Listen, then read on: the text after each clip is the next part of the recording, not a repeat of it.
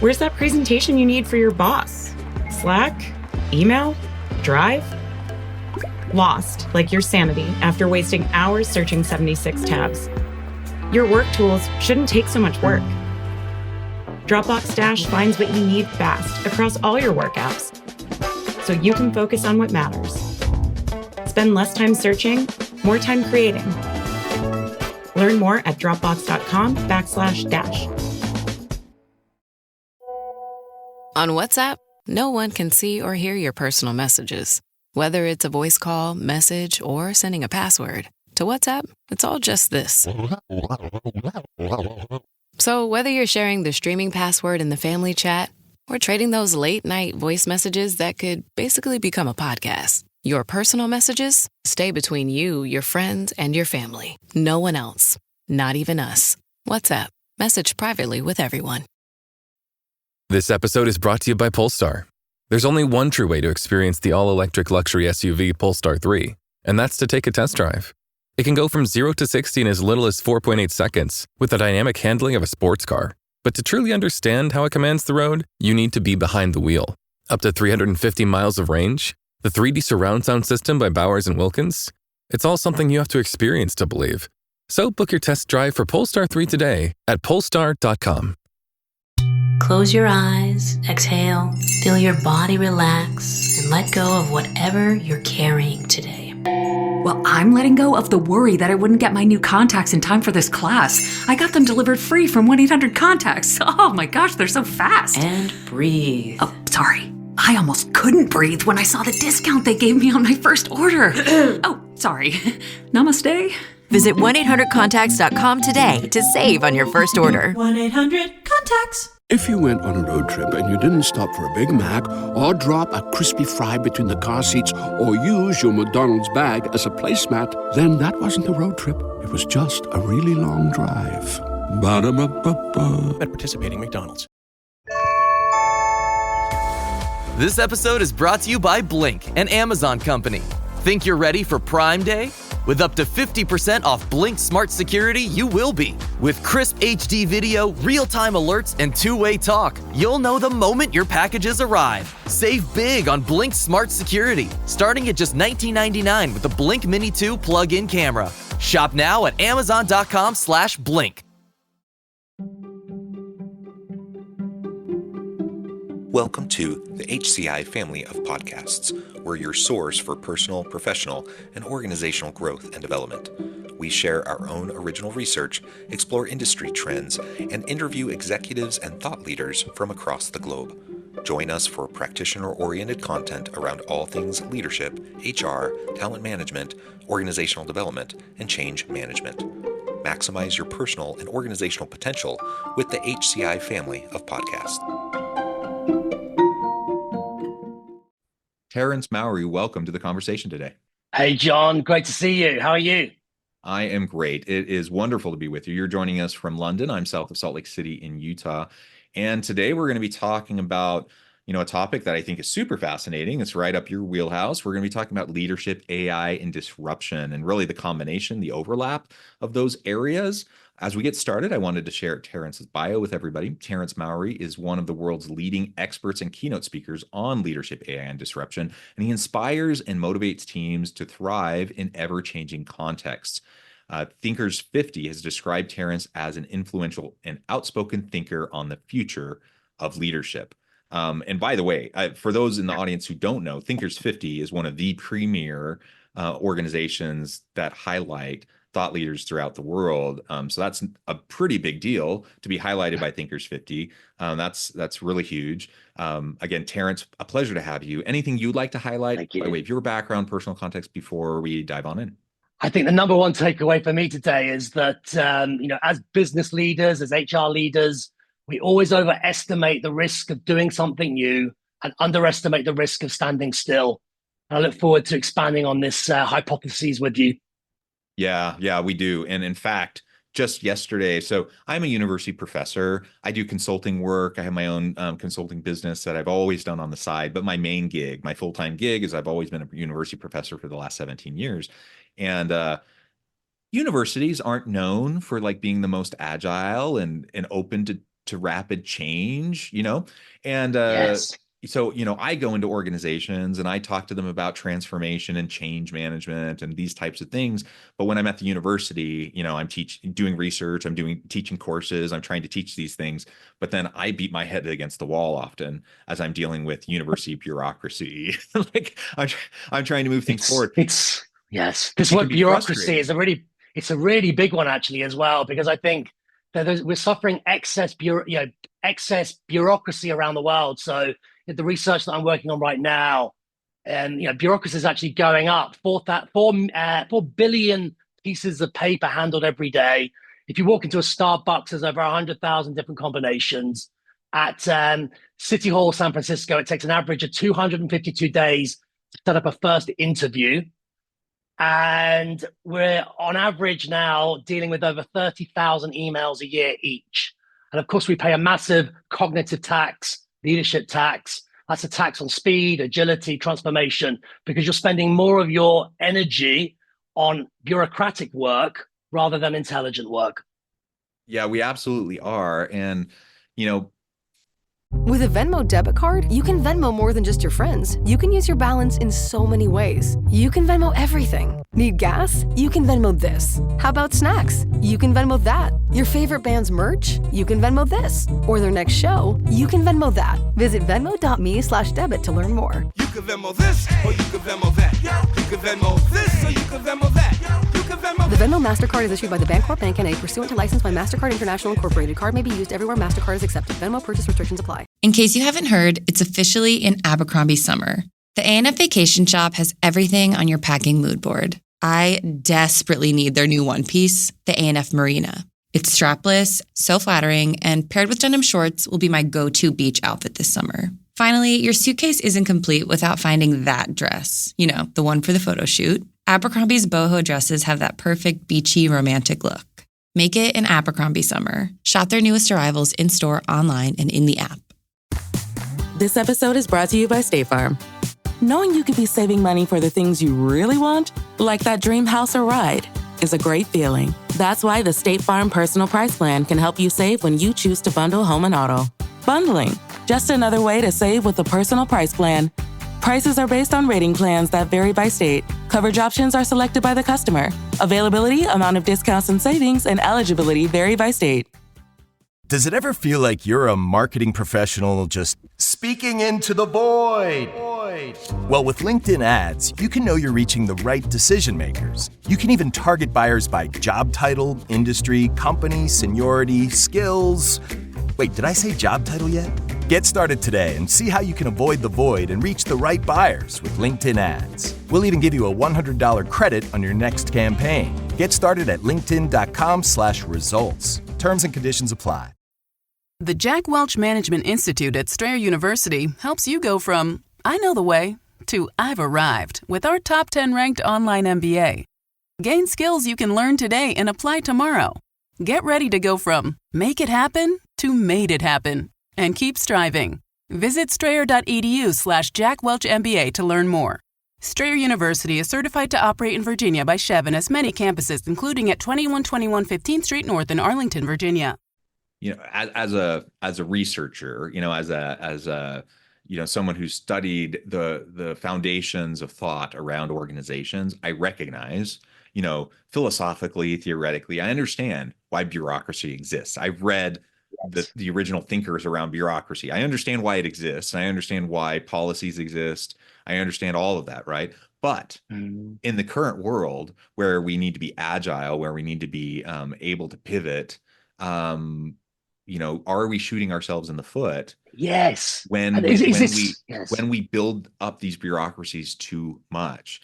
And are we, I was thinking of, I don't want to go into too much detail here, at my home university. I love my home university. It's a great place.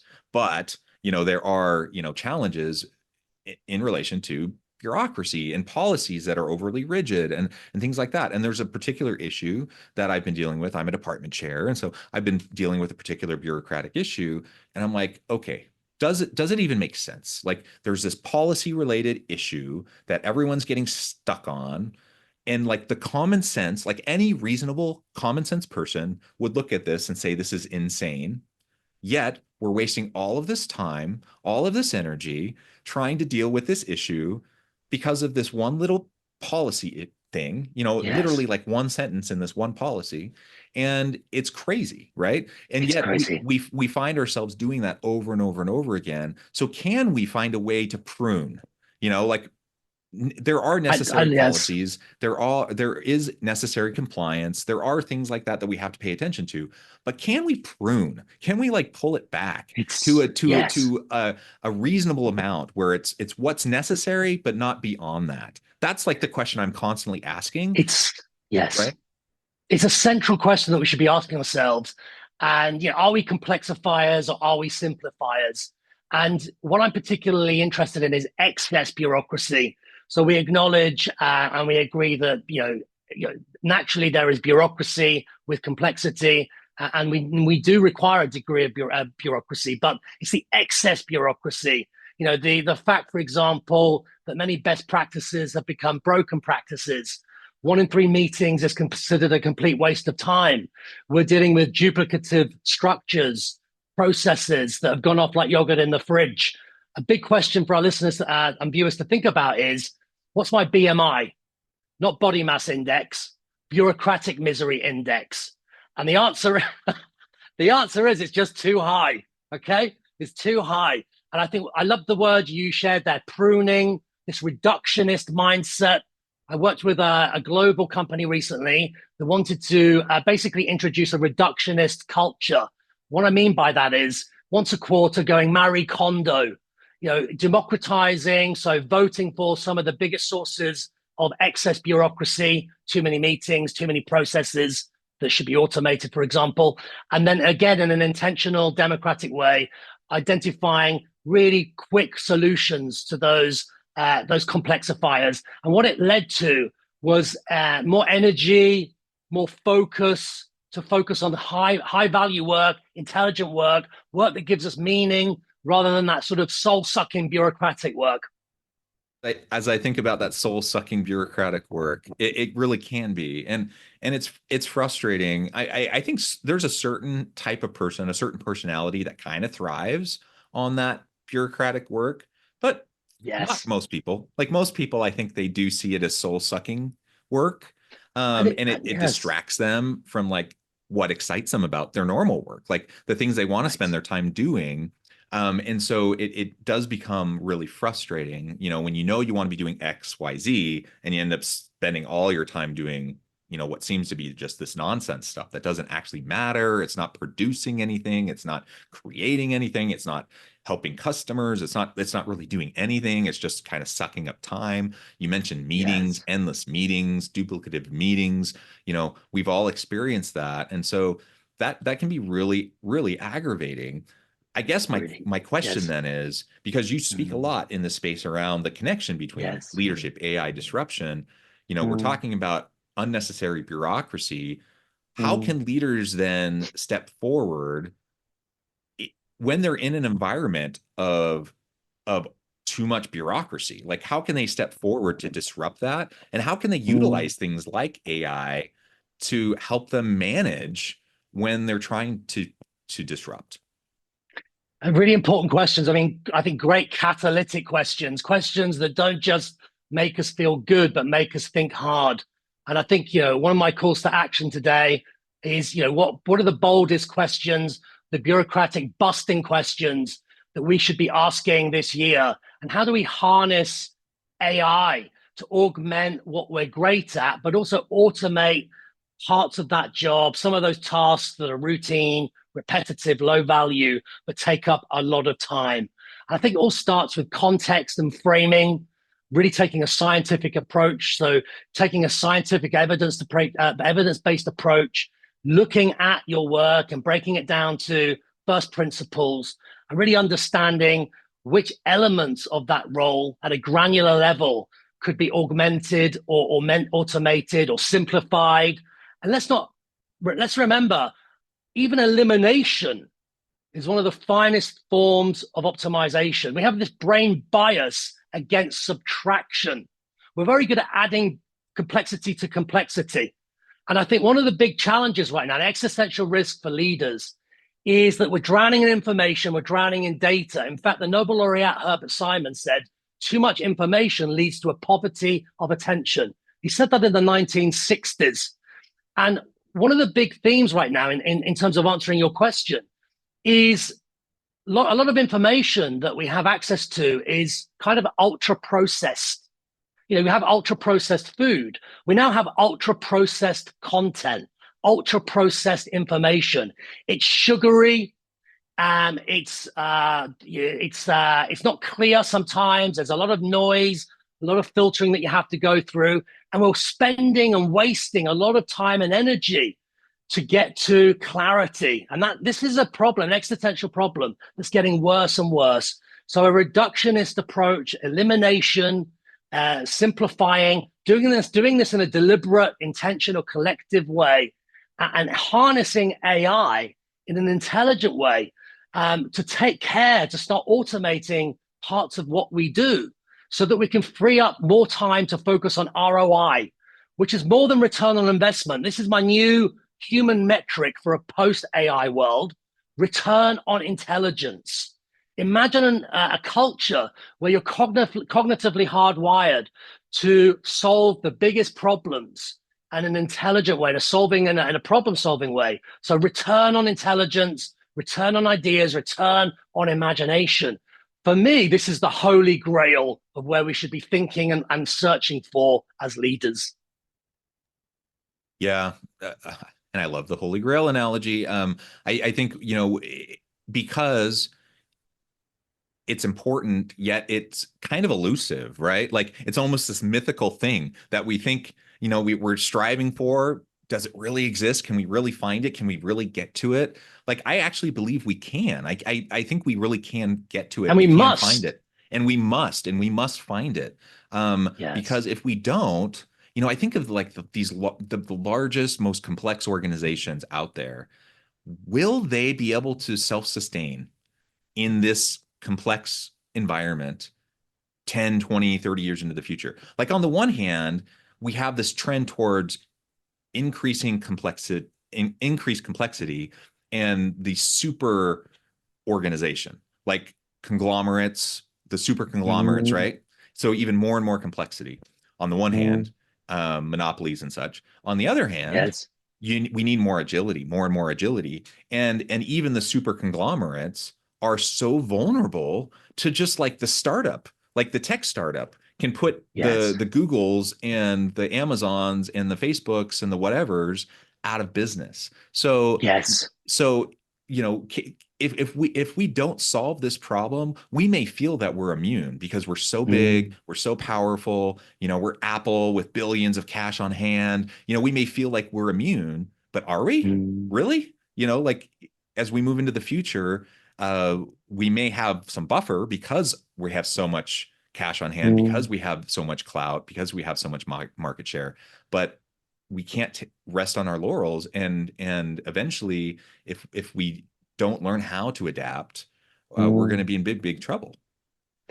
I think it's one of the kind of perennial questions that's keeping leaders awake at night. And my research at Future Lab shows that only 18% of organizations say that they're agile, and that even they are probably exaggerating.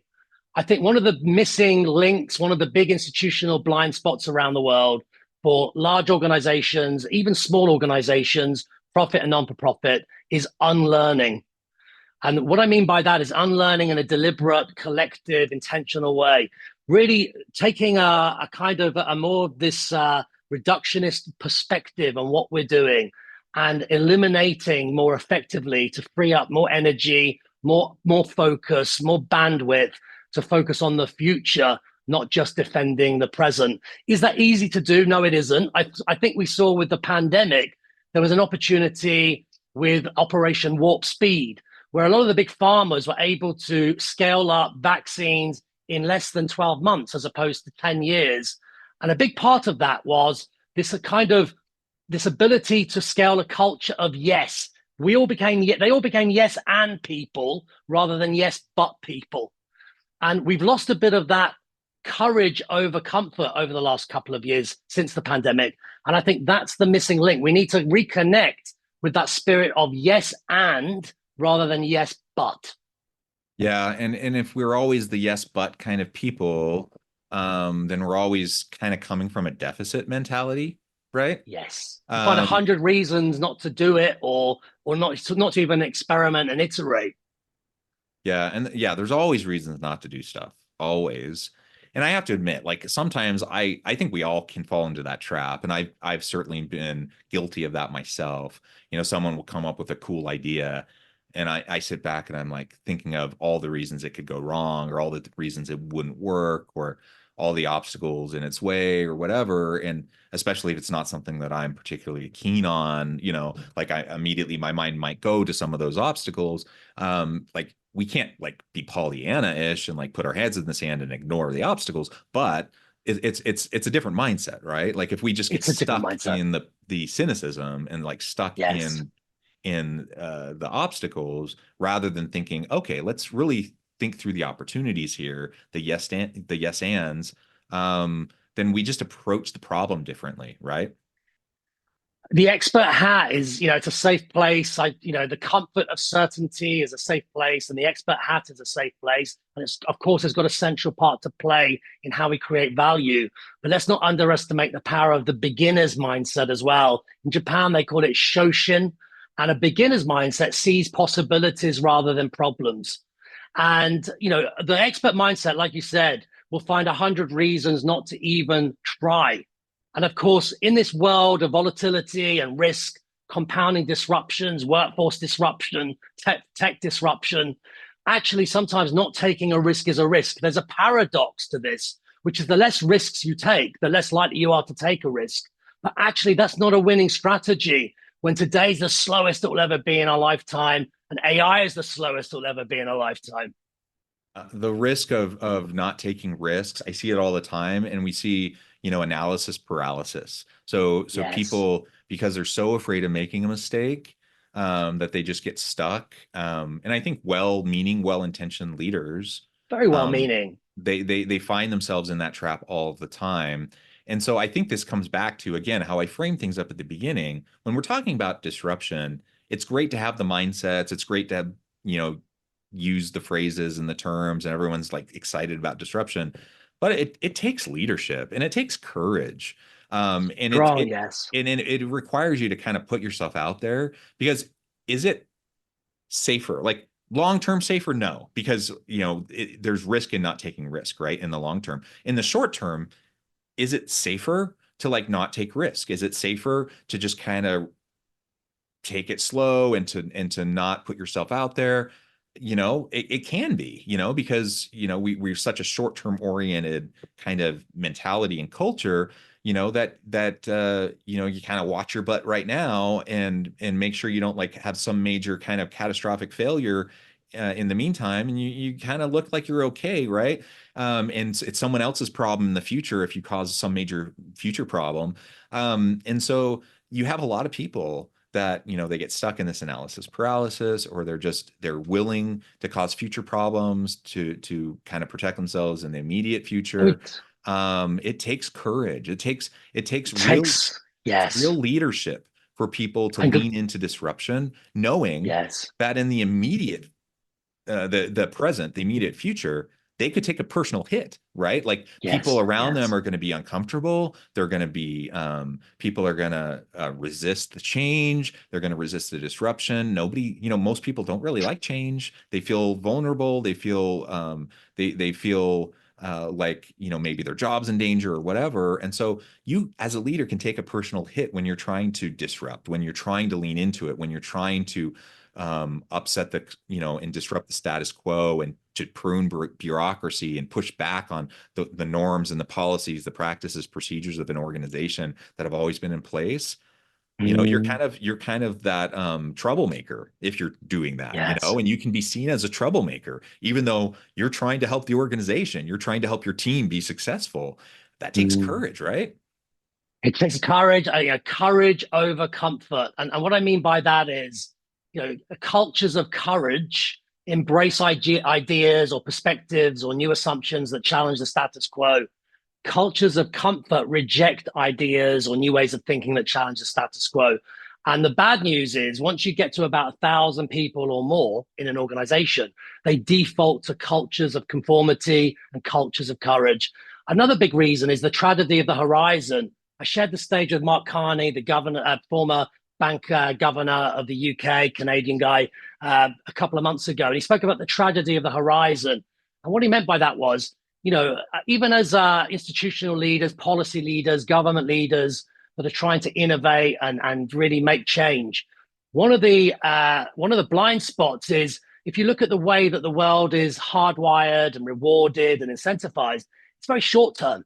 Quarterly earning reports, for example, central bank, again, they're trapped in these very short term, narrow quarterly horizons, which mean that the horizon's always, you can't prioritize long-term thinking, long-term change, long-term transformation with short-term horizons. But this is the tragedy of the horizon.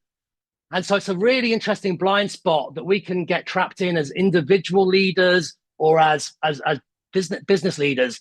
How do we overcome the tragedy of the horizon? And I think, like you said, it starts with courage. Most of the problems we face in the world, climate risk, for example, or talent scarcity, it's not because of a lack of IQ. It's because of a lack of courage.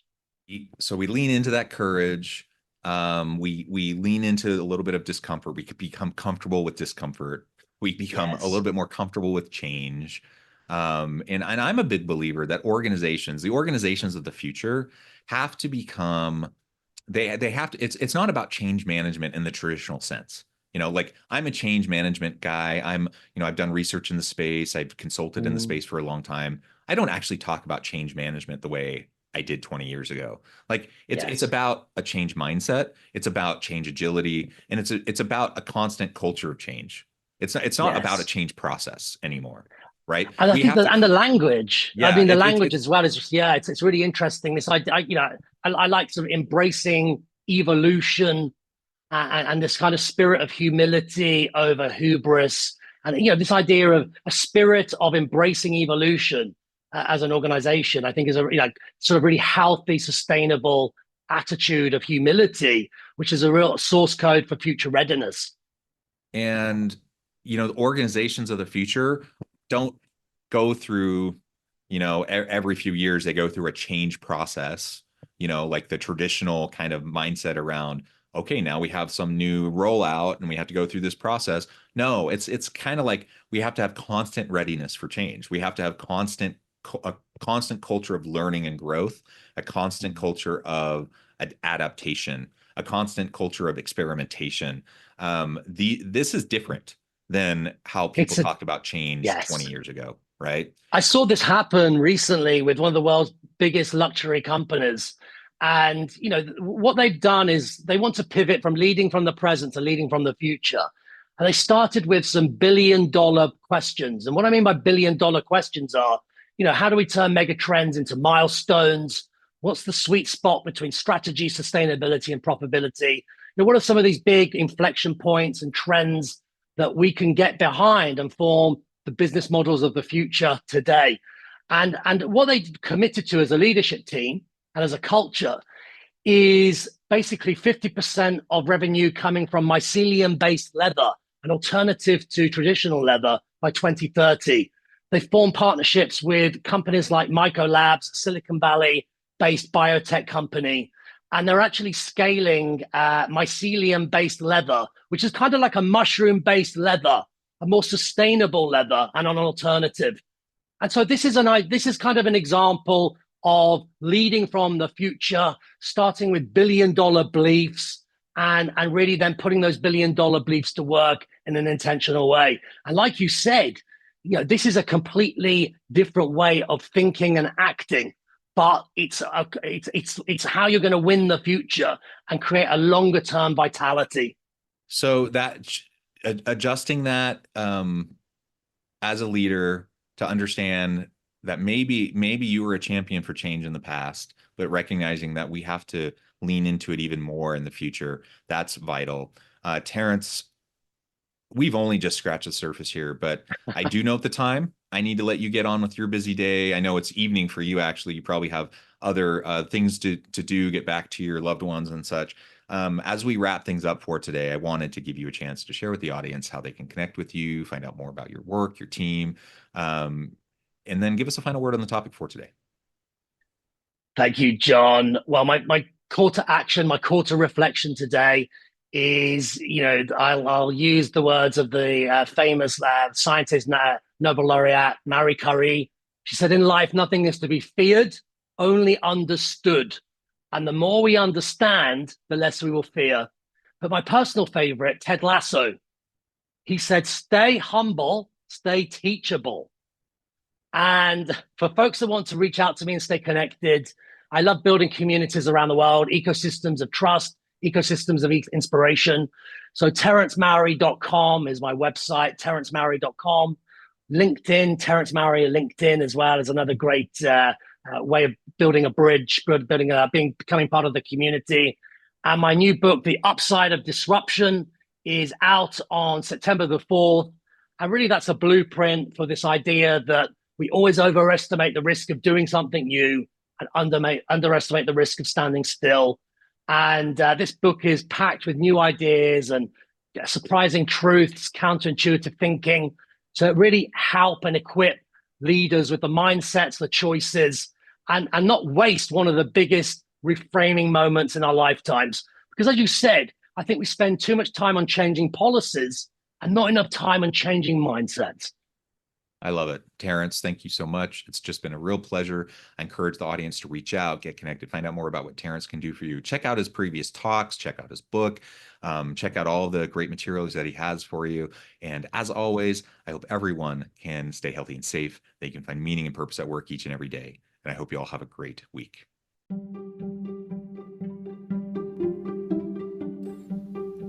Thanks for joining us for this episode of the podcast. We hope you stay healthy and safe, and please join us again soon.